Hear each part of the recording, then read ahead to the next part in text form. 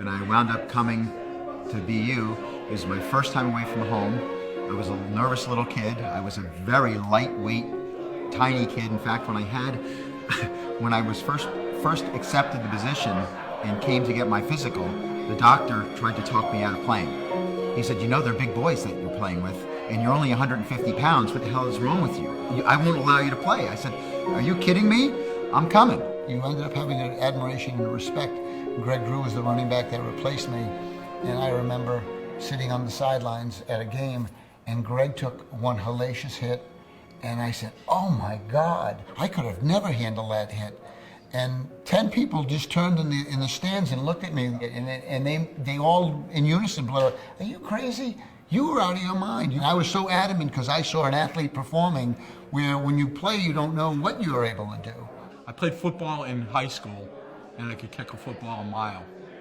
And I walked on, had a tryout for the freshman team. They had freshman football back then. And I remember Coach Fazio was the freshman coach. Coach Schmeichel was the varsity coach, and they said, okay, let's see what you got. And they put her on a tee. And they were standing at the goalpost, and I just remember the look on their face. They were just watching the ball go over their heads. And I said, okay, you made the team. Okay, if you were to Google bowl games, 1969, you would not find the 40, 50, or 60 bowl games that we have today.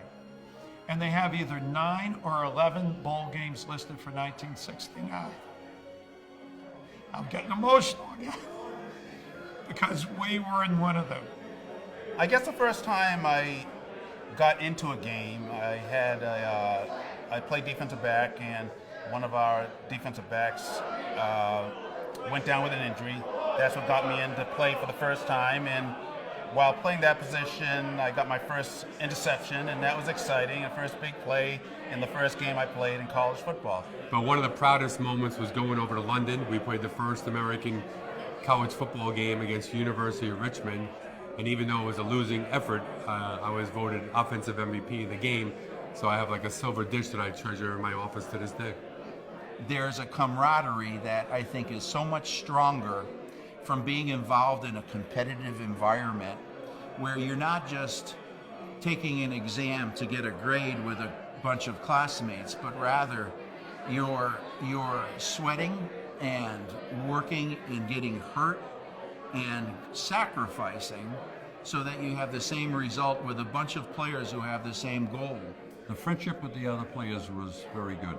I mean, even to this day, and I graduated in 1961, and we maintain some good relationships still, but especially with the fellas that are from the New England area. We get together in the summer, there's about 18 of us, and we play golf. It's been very nice. There's great memories involved. You go through so much together.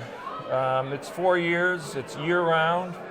After the season, you had winter workouts, spring practice. Most of us stayed around campus in the summer.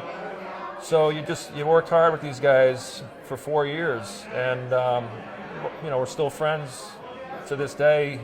You become like family with a lot of guys.